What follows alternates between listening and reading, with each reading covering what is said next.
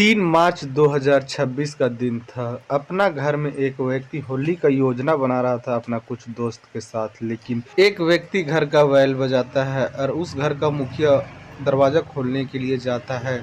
दरवाज़ा खोलने के बाद देखता है कि एक व्यक्ति चेहरा पर पूरा रंग लगाए हुआ है और सर पे मुकुट है। और बस इतना ही हुआ था और जो व्यक्ति दरवाज़ा खुलवाया था वह दूसरे व्यक्ति के मुंह के ऊपर रंग काफ़ी ज़्यादा फेंक देता है। उसका आँख में लगता है और उसका आँख जलन देने लगता है।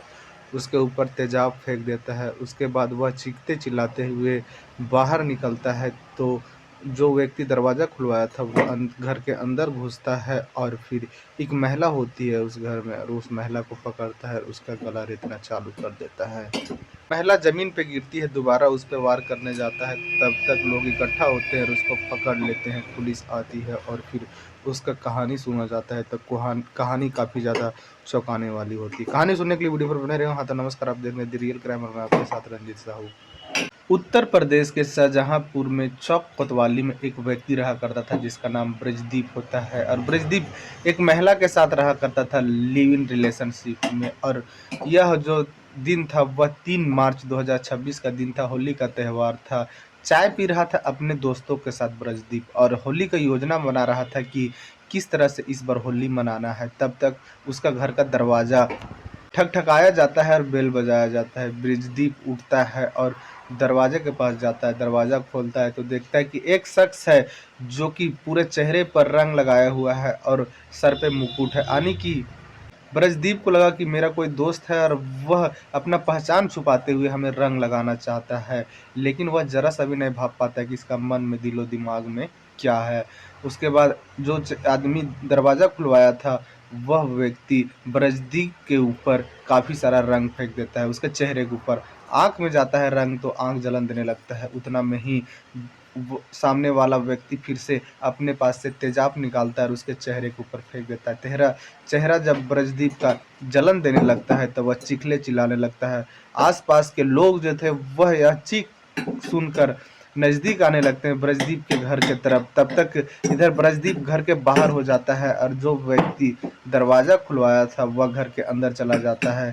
उसके बाद ब्रजदीप अपना होश संभालता है, थोड़ा सा आँख खोलता है तो देखता है कि जिस महिला के साथ लिव इन रिलेशनशिप में ब्रजदीप रह रहा था उसका बदन को वह व्यक्ति पकड़ा हुआ है। और जब तक ब्रजदीप उसके सामने जाता तब तक वह व्यक्ति उस महिला के ऊपर चाकू चला देता है गर्दन के ऊपर। वह महिला जमीन पे गिर जाती है और दोबारा फिर से वह व्यक्ति चाकू चलाने जाता है, तब ब्रजदीप दौड़ के जाता है और किसी तरह से उसके पास से चाकू छीनता है। ब्रजदीप के पास तो उतना उस टाइम ताकत नहीं था, इसलिए कि वह हट्टा-कट्टा व्यक्ति भले था, लेकिन क्या था कि उसके चेहरे पे तेजाब फेंका गया था, आँख पे रंग फेंका गया था, लेकिन फिर भी हिम्मत दिखाते हुए उस व्यक्ति के पास जाता है और उसके पास से जैसे तैसे करके चाकू छीनता है। लेकिन जो व्यक्ति मार रहा था वह व्यक्ति फिर से उस महिला के पास दौड़ता है तो देखता है ब्रजदीप की पास में एक ईंट रखा हुआ है और वह ईंट उठाता है ब्रजदीप और उस व्यक्ति के ऊपर ताबड़तोड़ हमला करता है। वह व्यक्ति भी घायल हो जाता है और ज़मीन पर गिर जाता है। फिर आसपास के लोग इकट्ठा होते हैं, आते हैं और 112 नंबर के ऊपर पुलिस को फ़ोन करते हैं और पुलिस आती है और गंभीर अवस्था में 3 लोग को देखती है। सबसे पहले महिला को हॉस्पिटल ले जाया जाता है और साथ में ये दोनों को पुलिस वहाँ जब डॉक्टर उस महिला को चेक करते हैं तो बताते हैं कि यह महिला मर चुकी है जिसका गला काटा गया था।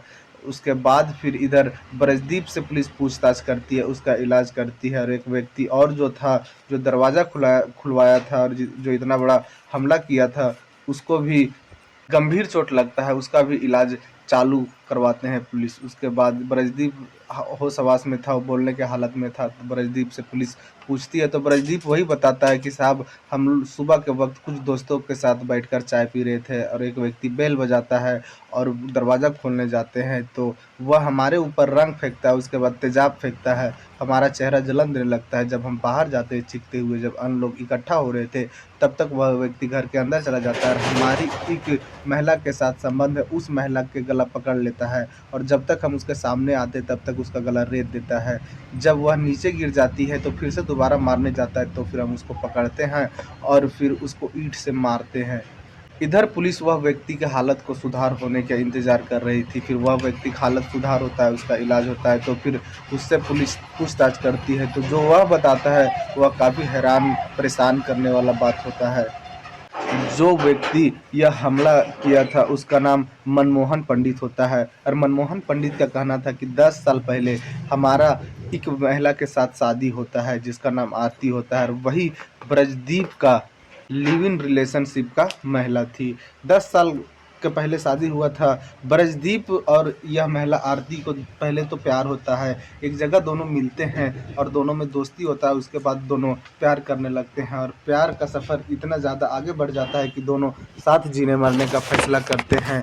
और जब एक दूसरे के परिवार के दोनों लोग बताते हैं कि हम दोनों आपस में शादी करना चाहते हैं, तो दोनों के परिवार तो आनाकानी करते हैं। फिर दोनों व्यक्ति, जो आरती और मनमोहन थे, यह दोनों एक मंदिर में जाकर शादी कर लेते हैं, और फिर आरती मनमोहन के घर आती है और रहने लगती है। तो पता चलता है कि जो मनमोहन है वह एक बेरोजगार व्यक्ति है और यह कुछ काम भी नहीं करता है। उसके बाद आरती को लगता है कि अब हम दोनों का शादी हो गया है, अब मनमोहन में सुधार होगा और वह कुछ काम करेगा, इसलिए कि अब उसके साथ हम जुड़ गए हैं और हमारे पीछे खर्च है, मनमोहन का पीछे भी खर्च है, और आगे का जनरेशन जब बाल बच्चा होगा तो उन लोग के पीछे भी खर्च होगा। मनमोहन को आरती बोला करती हर रोज़ कि आप कुछ काम क्यों नहीं करते, आप काम नहीं कीजिएगा, पैसा नहीं आएगा तो घर घर गृहस्थी कैसे चलेगा। लेकिन मनमोहन के ऊपर कोई असर नहीं होता। लेकिन यह बात सुनने के बाद, यह घर के झमेला देखने के बाद मनमोहन को टेंशन होने लगता है, और वह टेंशन को ख़त्म करने के लिए वह शराब के आदी हो जाता है। वह हर रोज़ अब शराब पीने लगा था। आरती शराब के नशे में भी उसको बोला करती, लेकिन उस पे कोई असर नहीं होता। फिर आरती थक हार के सोचती है कि अब हमें ही कुछ करना होगा, और एक प्राइवेट कंपनी देखती है आरती और वहाँ काम करने लगती है, और जो भी पैसा कमाती उससे अपना घर का खर्च चलाती, और जो भी ज़रूरत का सामान था वह लिया करती। अब इन दोनों को बीच एक बच्चा भी हो जाता है, और बच्चा का भी देखभाल आरती करती, काम भी करती और घर के खर्च भी चलाती। लेकिन मनमोहन के ऊपर ज़रा सा भी असर नहीं था। वह बस जो भी थोड़ा बहुत कमाता वह अपना दारू शराब पीने में व्यर्थ कर देता। उसके बाद एक दिन ऐसा होता है कि शराब पीने के लिए पैसा नहीं होता है मनमोहन के पास, और वह आरती के पास आता है और बोलता है कि हमें पैसा चाहिए शराब पीने के लिए। आरती साफ बोल देती है कि मेरे पास पैसा नहीं है और मैं तुम्हें तो शराब पीने के लिए कतई पैसा नहीं दूंगा। और मनमोहन को गुस्सा आता है और मनमोहन उसी वक्त अपने पत्नी के ऊपर हाथ छोड़ देता है। यह मामला एक बार की नहीं था, कई बार मनमोहन यह पैसा मांग बैठता, और जब आरती नहीं देती तो वह हाथ छोड़ देता। अब बात इतना ज़्यादा बिगड़ गया था कि आरती फैसला कर लेती है कि अब हमें यहाँ नहीं रहना है, मैं अपने मैके चले जाऊँगा। और आरती एक दिन अपना कपड़े लत्ते लेती है और अपना मैके चले जाती है और वहाँ रहने लगती है। अपना जो बेटी होती है एक, वह मनमोहन के पास ही छोड़ देती है। कई दिन बीतने के बाद मनमोहन को लगता है कि अब पत्नी को समझाकर घर लाना चाहिए, और मनमोहन पत्नी को लाने के लिए अपना ससुराल जाता है। लेकिन वहाँ पत्नी साफ बोल देती है कि मैं तुम्हारे साथ नहीं रहना चाहता हूँ और मैं दोबारा उस घर में नहीं जाऊँगा, और मैं तुमसे तलाक ले लूँ तो अच्छा है, और तुम हमें तलाक दे ही दो। यह बात मनमोहन के दिमाग में घर जाता है कि हमारी पत्नी अब हमसे तलाक लेना चाह रही है। और जो आरती थी वह तलाक का पेपर कोर्ट में लगाती है, और कोर्ट में जब यह मामला जाता है तो दोनों को प्रेजेंट होने बोलता है वहाँ के जज। जब दोनों गोट आमने सामने होते हैं कोर्ट में, तो दोनों को एक टाइम दिया जाता है 6 महीना के, कि 6 महीना तक आप लोग दोनों विचार कर ले। अगर आप लोग को फिर से साथ में रहना है तो यह तलाक का पेपर रद्द कर दिया जाएगा, और वह 6 महीना के सोच विचार पर दोनों को छोड़ दिया जाता है। अब आरती और मनमोहन आ जाते हैं, लेकिन आरती अपना घर पे ही रहती है और मनमोहन अपना घर पे। मनमोहन तो आरती को अपनाना चाह रहा था, लेकिन आरती कतई नहीं अपनाना चाह रही। और धीरे धीरे वक्त आगे बढ़ रहा था। अब होता क्या है कि आरती अपना मायका में रह रही थी, और वहीं पास में रहने वाला एक व्यक्ति ब्रजदीप से उसका मुलाकात हो जाता है। जो ब्रजदीप होता है वह सौर पैनल बैठाने का काम किया करता था। पहले दोनों का मुलाकात होता है और दोनों में दोस्ती हो जाता है, और दोनों दोस्ती में इस कदर आगे बढ़ते हैं कि दोनों के बीच में प्यार हो जाता है, और प्यार होने के बाद दोनों फिर शादी करने का फैसला करते हैं। लेकिन आरती ब्रिजमोहन को सब कुछ बता देती है कि मेरे साथ ऐसा मामला है, हम किसी से शादी किए थे लेकिन उसके साथ हमें ज़िंदगी नहीं बिताना है और हम उससे तलाक लेना चाहते हैं, और 6 महीना बाद हमारा तलाक भी हो जाएगा। ब्रिजमोहन इसमें एतराज नहीं करता है और आरती को अपना लेता है और ये दोनों जो थे वह लिविंग रिलेशनशिप में रहने लगते हैं। ब्रिजमोहन जो था वह पास में ही एक किराए का कमरा लेता है और वहीं आरती के साथ लिविंग रिलेशनशिप में रहने लगता है। और इधर जो मनमोहन था वह काफ़ी प्रयास कर रहा था आरती को अपने घर लाने का, लेकिन जब मनमोहन को पता चलता है कि आरती किसी लड़के के साथ लिविंग रिलेशनशिप में है और हमारा तलाक होने के बाद वह उससे शादी कर लेगी, तो इसका गुस्सा और ज़्यादा फूट जाता है। उसके बाद यह एक योजना बनाता है, प्लान बनाता है कि अब आरती मेरी नहीं तो किसी और के नहीं, और अपमान का बदला लूँगा मैं। मेरी पत्नी होते हुए किसी और के साथ वह कैसे चली गई, कैसे रह रही है, और वह भी संबंध जैसे हालत में। इसका गुस्सा उफान पे चढ़ता है। ये तो शराबी का ऐसे भी आदी था ही। उसके बाद यह इंतज़ार करने लगता है कि वह वक्त का जिस दिन किसी को पता भी ना चले, और एक वक्त आता है होली का त्यौहार। जब होली का त्यौहार वह देखता है कि अब सामने आने वाला ही है, तो वह अपने मन को मार लेता है और 2 फरवरी को वह प्लान बनाता है कि किस तरह से मारा जाए। तो वह प्लान बनाता है कि अपना चेहरा पर रंग लगा लेंगे तो पहचान भी नहीं पाएगा, और इस तरह से उसके घर में घुसेंगे और अपना पत्नी को मारेंगे और उसके साथ में जो व्यक्ति है उसको ही मारेंगे। उसके बाद 3 फरवरी के सुबह के वक्त जो था मनमोहन वह ब्रिज दीप के घर जाता है और बेल बजाता है, और जब ब्रिजदीप दरवाज़ा खोलता है तो उसके ऊपर पहले रंग फेंकता है, फिर तेजाब फेंकता है। यह व्यक्ति जब चिल्लाते हुए बाहर आता है तो मनमोहन अंदर घुस जाता है। जो उसकी पत्नी थी ब्रिजदीप के घर में, वह कुछ काम कर रही थी किचन में, और वह आवाज़ सुनते ही अपना बॉयफ्रेंड का बाहर आ रही थी। उसी बीच में अंगना में पकड़ लेता है मनमोहन अपने पत्नी को और बोलता है कि तुम मेरे साथ चीट की हो, अब तुम मेरी नहीं तो किसी और को नहीं। और इतना में ही गला पर चाकू चला देता है। आरती का गला कट जाता है, उसके गला से ब्लड बहने लगता है और आरती अनकॉन्शियस होकर वह ज़मीन पे गिर जाती है। दोबारा जब हमला करने जाता है तो फिर ब्रिजदीप उसे पकड़ लेता है और उसका ईंटा से मारता है मनमोहन का। उसका भी कंडीशन ख़राब हो जाता है। फिर आसपास के लोग इकट्ठा होते हैं, पुलिस को खबर करते हैं, पुलिस आती है और तीनों व्यक्ति को पहले हॉस्पिटल लेके जाती है, लेकिन आरती थी उसको डॉक्टर मृत घोषित कर देते हैं। ये दोनों को उपचार चलता है तो ब्रिजदीप तो जल्दी रिकवर हो जाता है, लेकिन मनमोहन को थोड़ा टाइम लगता है रिकवर होने में।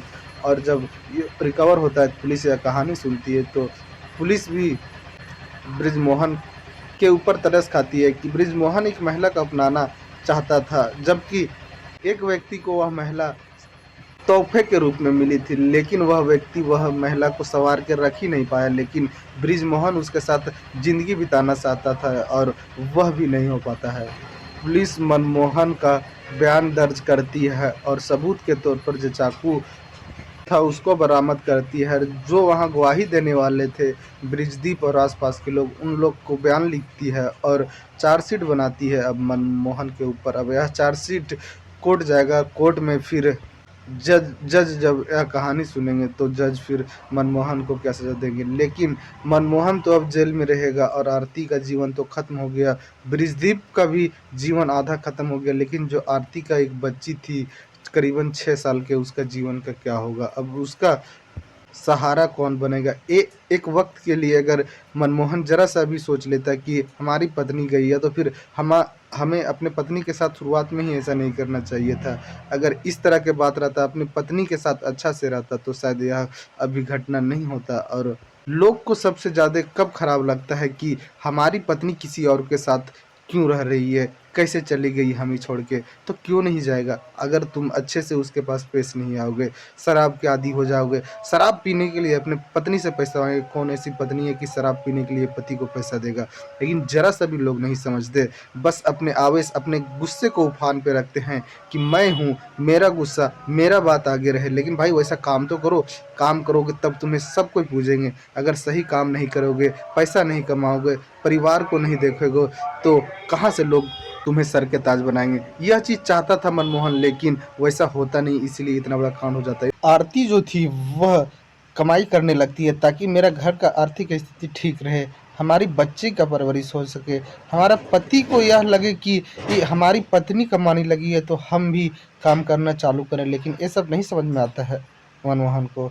वो अपने ईगो को ऊपर रखता है। उसे लगता है कि हम एक नौकरानी को लाए हैं अपनी पत्नी के रूप में और कमाई का कुछ हिस्सा हमें शराब पीने के लिए भी देगी, लेकिन ऐसा होता नहीं और कोई होने देगा भी नहीं। अगर किसी का कमाई का शराब पियोगे तो किसी को भी बर्दाश्त तो कतई नहीं होगा और आरती को भी यह नहीं होता है।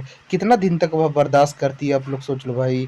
10 साल तक वह रहती है, वह घुटन भरा जिंदगी, भले ही उसका स्टार्टिंग का फैसला गलत रहा था। वह अगर चाहती तो एक बार मनमोहन के जीवन में, निजी जीवन में झाँक कर भी देख सकती थी, किसी और से पता कर सकती थी। वह प्यार करती थी तो उसके घर पे आ जाके देख सकती थी, आस-पास के लोग से जान सकती थी कि मनमोहन कैसा लड़का है, या काम-धाम कुछ करता है या फिर आवारागर्दी करता है। लेकिन प्यार में अंधी आरती कुछ नहीं देखती है, कुछ नहीं सोचती है, बस उसके साथ जीवन बिताने का फैसला कर लेती है और वही फैसला उसको मौत तक ले जाता है। अगर वह आरती, हमको लगता है जितना सहनशील लड़की थी, अगर कोई और दूसरा लड़का से की रहती प्यार शादी, तो वह शायद अपने जीवन को निखार ली रहती। इसलिए कि वह अपने बुरा वक़्त पे, घर के खराब होते हुए स्थिति पे कमाने के लिए निकल गए, लेकिन उसको पति का को ज़रा-सा भी रत्ती भर भी फ़र्क नहीं पड़ा कि हमारी पत्नी कमाने के लिए निकल गई और हम घर पे बैठे रहते हैं। हम शराब के आदी हो रहे हैं और शराब का पैसा भी नहीं जुट पा रहा है, लेकिन यह चीज़ उसको पति मनमोहन को ज़रा भी नहीं समझ में आ पाता है, जिस वजह से और इस तरह के आदमी को ईगो भी रहता है बहुत ज़्यादा। उसे लगता है कि एक दिन बदल जाएगा और हमारा हर कुछ चलेगा। लेकिन भाई वैसा चलेगा, तुम वैसा बनाओगे तब तो तुम हर कुछ पूरा करो अपनी पत्नी को। उसके बाद तुम्हारी पत्नी अगर तुम्हारी बात नहीं मानती है, तो फिर तुम कोई कदम उठा सकते हो। अब कुछ भी ना करते हुए तुम्हें लगता है कि हमारा बात माने, हमारा कहना सुने, हम जो कहें वह करे, तो वैसा कोई भी नहीं करेगी। पत्नी छोड़ दो, अगर एक माँ को भी ज़्यादा इरिटेट करने लगता है बच्चा, तो बच्चे के साथ छोड़ देती है माँ, अपना अलग जीवन में तब्दील कर लेती है। वह अपने से बनाना खाना चालू कर देती है, अपने बच्चे का सहारा नहीं लेती। तो एक पत्नी कैसे रह पाएगी? एक पत्नी उस तरह से कैसे चलेगी? अरे भाई, सबसे पहले तुम्हें देखना था कि हम एक पत्नी को लाए और हमारी एक बच्ची भी हो गई है। अब इसका जीवन भी काटना है, कटवाना है और इसका भी समय से शादी करना है और पढ़ाई-लिखाई करना है, तब तो कमाना पड़ेगा। लेकिन ऐसा नहीं करता है मनमोहन। और जब पत्नी चली जाती है तो मनमोहन को काफ़ी ज़्यादा अपमान भी होता है और अपमान में फिर कैसा कदम उठाता है कि आरती का जीवन लीला को ख़त्म कर देता है। कोर्ट से गुज़ारिश है कि मनमोहन को कड़ी से कड़ी सज़ा दे, ताकि इस तरह के कदम उठाने वाले के एक बार यह मनमोहन की कहानी सुनकर रूह ज़रूर काँप जाए। जितना हल्का लगता है किसी का कत्ल करना, उतना हल्का ना हो, इसलिए कि इसमें कत्ल तो हो जाता है एक व्यक्ति का, दूसरा व्यक्ति का जेल हो जाता है, लेकिन जो उसके पीछे बच्ची या बच्चा रहा, वह उसकी जीवन खराब हो जाता है। इस कहानी में इतना ही। जय हिंद, जय भारत।